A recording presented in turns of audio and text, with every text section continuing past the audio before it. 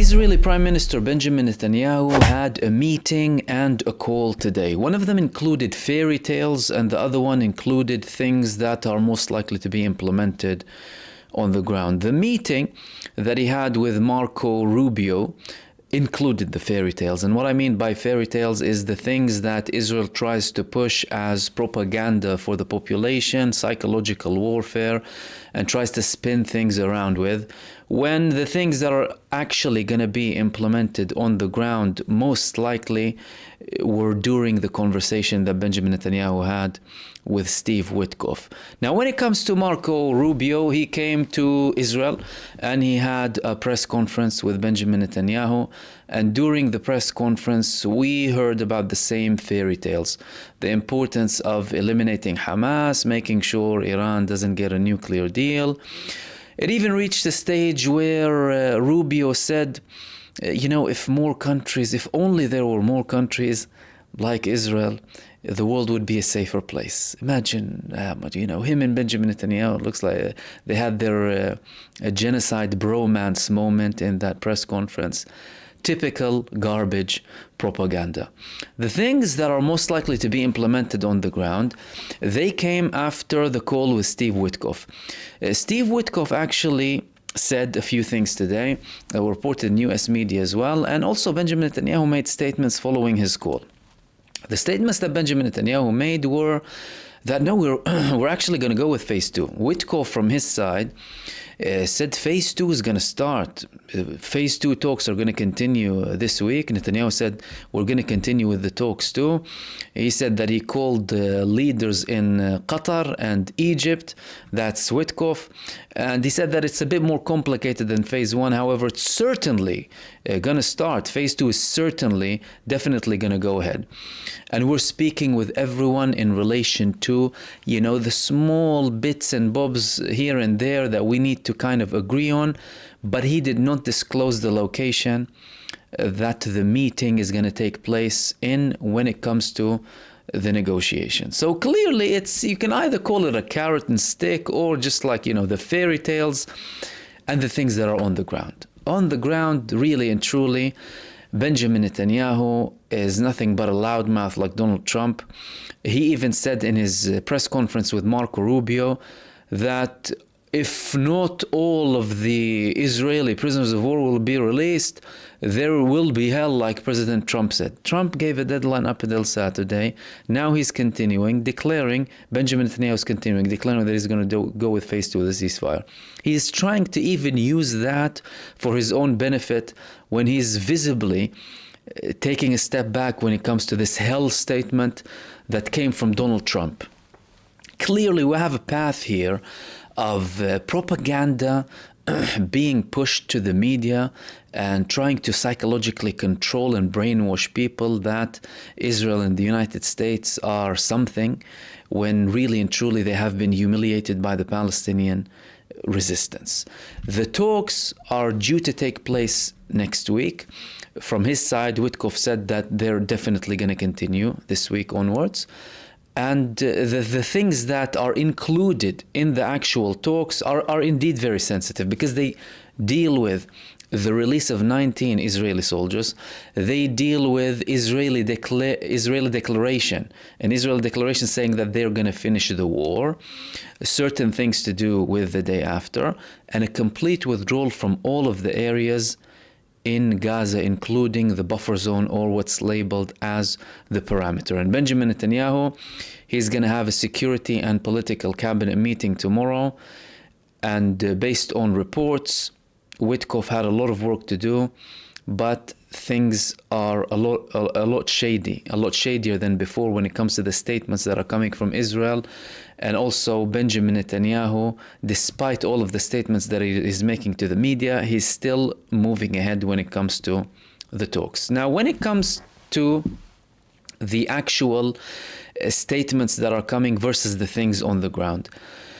On the ground, there was a report today in Israel that Israelis in an area surrounding Gaza called the Israeli army and told them, hello, there is Hamas heavy equipment just 200 meters next to the Israeli borders.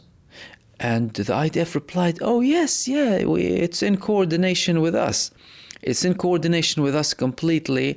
And it's just that the authorities in Gaza, without saying that it's Hamas, they're actually working to get the internet back in working in North Gaza, in the close to the Beit Hanun area. And the comments were like, hold on a second, is the IDF now a security contractor for Hamas? The Hamas vehicles, because technically they belong to Hamas, the Ministry of Interior inside of Gaza, and the police and people who have this heavy equipment, they belong to the Hamas government and Hamas authorities. And they were only 200 meters into the buffer zone. That means, well, the declaration of the buffer zone being 500 to 700 meters, and at one point only 1 kilometer, 1.1 kilometer, they're clearly not that accurate, at least when it comes to the presence of Hamas in those areas. So the people in Israel were like, hold on a second, you're telling us that these people can't come close and we have Hamas on the borders with us? You told us that you're going to Gaza to eliminate Hamas, only for us to finish off 16 months later and for their tractors to be there doing some work in relation to the internet in North Gaza. What is this joke? And like I said, to a level where one of the people commented saying IDF are now contractors for Hamas. And this is causing problems internally. So because of the report, the Israeli Defense Minister, Israel Katz, he had to make a statement. He had to make a clarification. He said, no, I ordered the IDF shoot at everyone, even trying to have any operation against us. We need to protect the security of Israel and we need to make sure that these people are eliminated and da. However, the army themselves said it was in full coordination with the authorities in Gaza. We allowed them to work. And indeed, there was an Israeli presence next to those vehicles. And again, the people were shocked, but it's showing the severe difference between the fairy tales and what's actually happening on the ground. The fairy tales of hell, of expelling the population in Gaza, of Benjamin Netanyahu saying he wants to eliminate Hamas, of saying they're going to prevent them from everything and they're going to continue with the war, and the actual things on the ground, which are a continuation of the ceasefire. Yes, there are breaches, but a continuation of the ceasefire. Things going into Gaza. Israel is still trying to delay certain things, but eventually they go inside of Gaza. And even coordination and recovery and heavy equipment and all of the things that the Palestinians wanted being implemented on the ground in the northern part of Gaza. These things are very, very important for people to understand, because on the media it's as if you have a pseudo-reality against the things that are happening on the ground. Of course, there's destruction in Gaza. There's a long way to go to recovery and rebuilding and all of that. But this circus that's happening in mainstream media and by the statements of the politicians is in many cases very, very far from the reality on the ground. The second thing that I wanted to talk to you about is Lebanon. Israel is due to completely withdraw from Lebanon on the 18th of November. Israel was supposed to withdraw from the southern part of Lebanon, from the areas which they still occupied, in the end of January. That's when the 60-day period ended when it comes to the temporary ceasefire that they agreed upon with Hezbollah and the Lebanese state alongside mediators.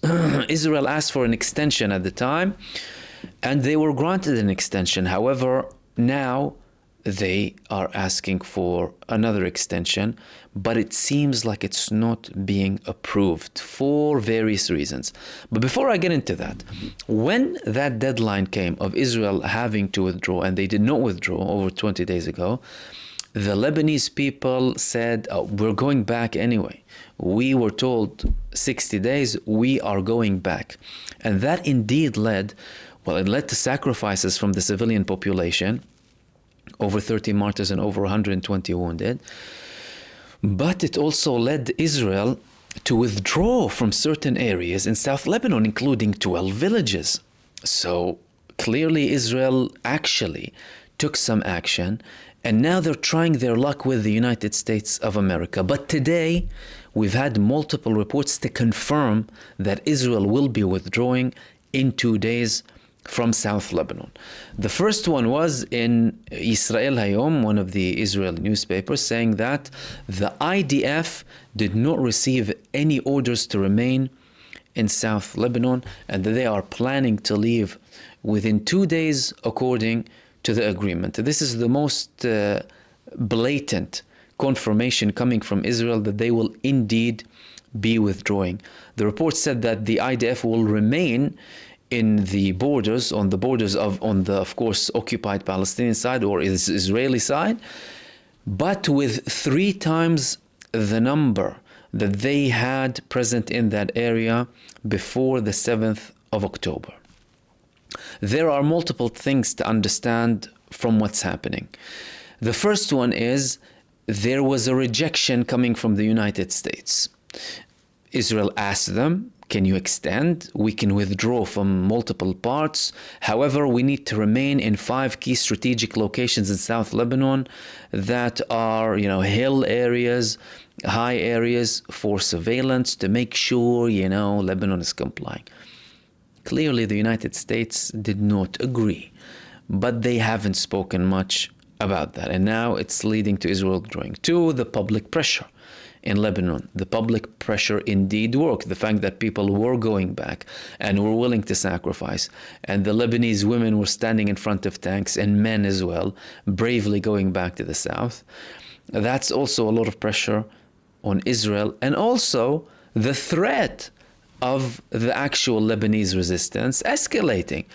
If it wasn't for the warnings and the potential of the Lebanese resistance taking action again against Israel, that also wouldn't have happened. And today we had more clarifications coming from the Secretary General of Hezbollah, Sheikh Naim Qasim.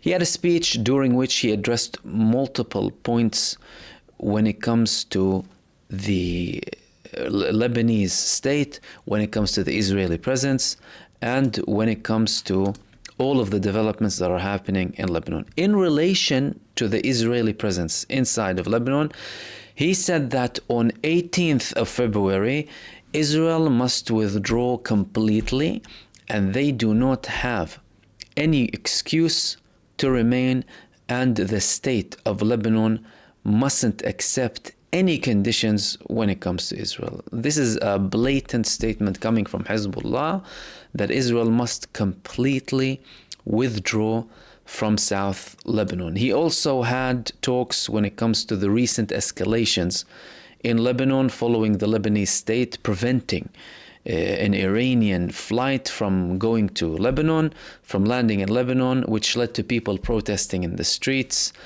And he tried to calm things down, take tensions down, especially with the escalation, with the tensions, and especially with the fact that many people want there to be a civil war in Lebanon and more tension. He calmed things down, said, no, things need to be resolved.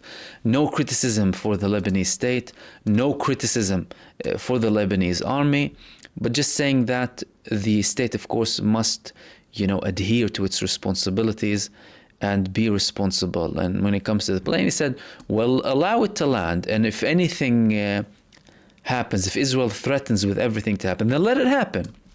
And according to him, the state did not allow the Iranian flights to come down after receiving a direct threat from Israel that they will be bombing the Beirut airport.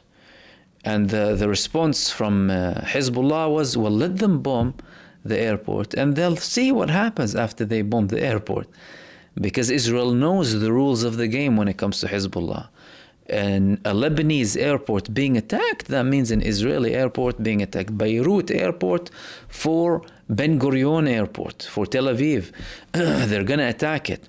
And they would have more than an excuse to attack it. They will have popular support to attack it.